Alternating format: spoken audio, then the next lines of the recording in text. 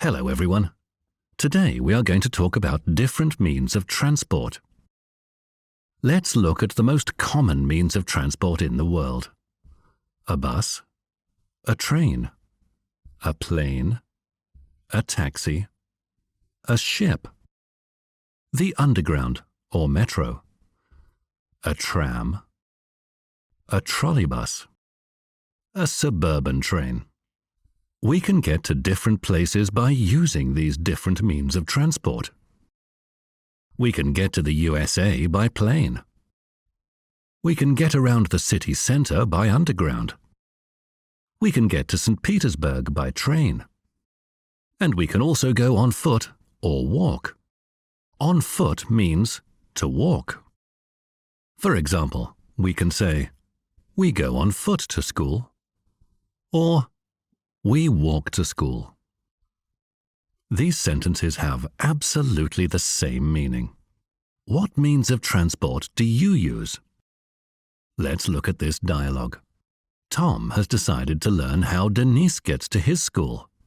How do you get to school, Denise? I walk to school. And you? I go to school by bus. How long does it take to get to your school? It takes me 10 minutes. And how does your mum get to work? She gets to work by underground. It takes her half an hour. It's very fast and comfortable. If you ask for directions, you'll need this question. Excuse me, how can I get to... Let's repeat that together. How? How can I get to? How can I get to the library? How can I get to the park? How can I get to the underground? Let's repeat the answers. You can get to the library by bus. You can get to the park by underground. You can get to the underground by tram. Also, we should know the question and the answer about the time you need. How much time does it take? It will take you 5 minutes. How much time does it take to get to the church? It will take you half an hour. If you use public transport, you might hear this expression. Fares, please. That means you need to buy a ticket. So we've had a close look at the means of public transport that are typical in most countries. What about specific public transport connected with certain countries?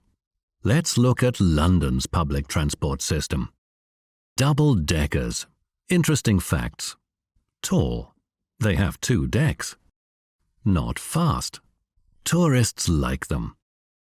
You have a wonderful view from the upper deck. Black cabs. They have a lot of room inside for passengers and their luggage. The drivers of these cabs are very smart. They take an exam on their knowledge of London. They know 25,000 streets. London Underground.